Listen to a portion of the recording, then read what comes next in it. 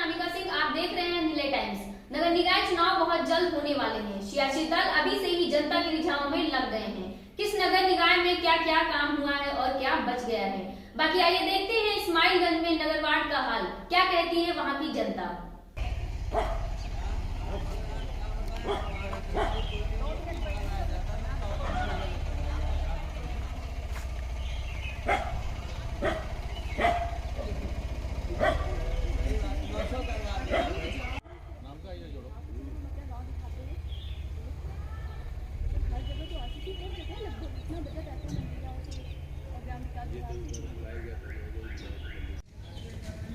इस्माइलगंज में मैं एक महिला से बात करूंगी और जानूंगी कि क्या उनके वार्ड में क्या विकास हुआ है और क्या जी आप यहीं पर रहते हैं और आप यहाँ के विकास के बारे में या यहाँ की साफ़ सफाई के बारे में हमें बताइए।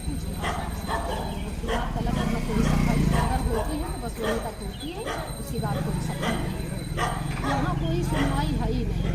मैं लोग इतना एप्लीकेशन लिख के पटाख के लगे गई लेकिन कोई सुनवाई नहीं। ये मौजूदा पार्षद की आप बात कर रही हैं? जी मैं उन्हीं की बात कर रही हूँ। अभी तो वही है इस समय, अब आगे वाले कल में देखो क्या होता है। तो मैम बताइए, जब मेरी लड़की की शादी में हेल्प नहीं मिली, मेरे घर में चोरी हो गई, तो मैं क्या उम्मीद रखूँ? तो क्या यहाँ पर कुछ बदलाव की लहर चल रही है, जैसे कि वो काम नहीं कर रहे? हो लग रहा कि बदलाव हो रहा धीरे धीरे। जी अगर हो जाए मैम तो बहुत अच्छा। जब कोई काम नहीं करता है तो जनता जनार्दन होती है और जनता चाहती है कि बदलाव हुआ तो बहुत परेशान। महिला खड़ी हुई है, उनसे भी कुछ खास जानूंगी कि आपके यहाँ पे क्या साफ सफाई की व्यवस्था सही से हुई है या नहीं हुई है, क्या जी और क्या क्या मुद्दे हैं, जैसे बिजली वगैरह टाइम से आती है कि नहीं आती है? बिजली वगैरह टाइम से आती है, ये रोड वाली प्रॉब्लम है। सबसे बड़ा मुद्दा यहाँ की जनता का ये है गंदगी। नगर निकाय चुनाव का बिगुल बज चुका है। हर प्रत्याशी अपने अपने दावे अपनी अपनी नगर पंचायत नगर निकाय में ठोक, लेकिन इसमें कितना दम है ये हम बाद में जानेंगे। आज हम इस्माइलगंज लखनऊ के एक नगर निकाय में मौजूद हैं और हमारे साथ राघवेंद्र पांडे उर्फ रिंकू जी मौजूद हैं। आज हम उनसे जानेंगे कि उनके नगर निकाय में क्या क्या खामियां रह गई हैं जिनमें वो सुधार करना चाहते हैं और मौजूदा पार्षद ने इस नगर निकाय का कितना विकास किया है और कितना इस नगर निकाय का बंटाधार किया है, हम उनसे जानेंगे। बहुत बहुत स्वागत है आपका। आप हमें ये बताइए, आप नगर निकाय में क्या क्या काम विकास हुआ है और आप एक प्रबल दावेदार की तरह यहाँ पे देखे जा रहे हैं, तो आप क्या क्या विकास यहाँ पर करना चाहते हैं? मैम यहाँ पे 10 साल से विगत 10 साल से जो मौजूदा पार्षद थे उन्होंने यहाँ पे विकास का कोई कार्य नहीं किया है। जैसा कि आप देख सकती हैं, ये सड़क की दुर्दशा, स्ट्रीट लाइट की दुर्दशा, जल भराव की बहुत बड़ी समस्या है। हमारे यहाँ नाली की बहुत बड़ी समस्या है। तो इन सब मुद्दों को लेकर हम चुनावी क्षेत्र में हैं और कार्य कर रहे हैं और अगर जनता द्वारा हमें मौका मिलता है तो इन सारे मुद्दों पर काम किया जाएगा और इससे निजात देंगे। आपको ऐसा क्यों लगा कि मैं यहाँ पे आऊँ तो किस विकास मुद्दे के साथ आऊँ जिससे जनता मुझे करेगी और 10 साल में जो काम नहीं है उनमें क्या आप कुछ नया करेंगे? सारे लोग यही मुद्दे लेके आते हैं, यही समस्याएं मैं इन पर लड़ूंगा, कुछ आपका कुछ अलग मुद्दा है? हमारा अलग मुद्दा सबसे बड़ी बात यह है कि हमारा वार्ड इतना बड़ा है। सबसे हमारे ख्याल से भौगोलिक दृष्टिकोण में देखा जाए तो सबसे बड़ा वार्ड है पूरे लखनऊ में। तो इसमें स्वास्थ्य की भी समस्याएं बहुत हैं, अस्पताल नहीं है, बारात घर होने चाहिए, कुछ अलग चीज़ें होनी चाहिए। आपकी बात सही, लेकिन सबसे पहली बात तो ये कि जनता अपने प्रारंभिक मुद्दों प्राथमिक मुद्दों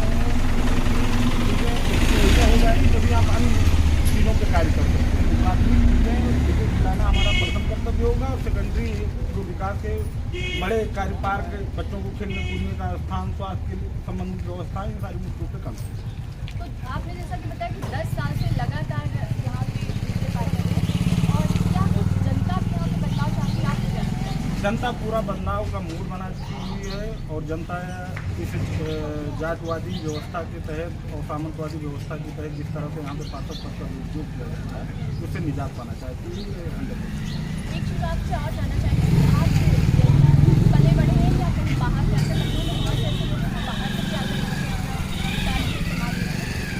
मैं यहाँ पे लखनऊ विश्वविद्यालय में छात्र जीवन में पढ़ाई के लिए आया था। वहीं से मैंने छात्रावास जोड़ा के ब्राह्मण परिवार के होने के नाते तो वहाँ अच्छा प्रयास मैंने गोंडा की राजनीति में भी किया कि मैं वहाँ पे सर्वाइव कर जाऊँ, परंतु वहाँ पे सामंतवादी व्यवस्था और जातीय सिस्टम की राजनीति पदासीन होने के कारण हम राजनीति में नहीं सर्वाइव कर पाए। उसके बाद हमें ये लगा कि हम अपने कर्मभूमि को ही राजनीतिक क्षेत्र चुने और यहीं पर आए। बहुत बहुत हमारे साथ अभी राघवेंद्र पांडे जी मौजूद थे और उन्होंने राजनीति में अपनी निष्ठा व्यक्त की है कि हम यहाँ की जनता की सेवा, इनकी कर्मभूमि है ये लखनऊ, ये जन्मभूमि इनकी गोंडा है और गोंडा की राजनीति तो बहुत ही मशहूर है कि गोंडा में बहुत सारे राजनीतिक हुए हैं, आज भी हैं, और ये अपनी कर्मभूमि में कार्य करके जनता की सेवा करना चाहते हैं। ये छात्र राजनीति से ही जुड़े हुए हैं। यहाँ पर बहुत सारी जनता भी मौजूद है, उनके कुछ प्रशंसक भी होंगे, कुछ विपक्ष भी होंगे। हम उनसे भी जानेंगे कि वो क्या कहती है, क्या यहाँ के जो पार्षद मौजूदा है उन्होंने इस क्षेत्र का विकास किया है या नहीं किया है। जी, आपका नाम क्या? कौशलेंद्र पांडे। जी, आप ये बताइए कि कौन सी ऐसी कमियां रह गई हैं जिसको यहाँ पे सुधारा नहीं गया है और आप उस सुधार की उम्मीद करते हैं। पिछले 10 वर्ष पहले हमने यहाँ पर अपना मकान बनाया था। जिस कंडीशन में जो व्यवस्था थी, चाहे वो रोड हो चाहे सीवर हो, किसी भी प्रकार की जो अव्यवस्था सरकारी जो पार्षद से मिलनी चाहिए थी या सरकार के निगम से मिलनी चाहिए थी, चाहे या कह लीजिए कि पार्षद ने उस पर कार्य नहीं किया, तो वो आज भी वैसे ही है जो 10 वर्ष पहले था। 5 वर्ष तक जो वर्तमान पार्षद हैं 5 वर्ष वो रहे और 5 वर्ष उन्हीं के ही सीट आरक्षित हो गई। दोनों के ड्राइवर साहब चंद्रपाल भी है पार्षद मौजूदा, लेकिन किसी भी प्रकार का क्षेत्र का कोई कल्याण नहीं हुआ। कई बार तो ऑफिस पर धरना दी, उनसे बोला तो उन्होंने कहा नहीं आप आपका विकास है।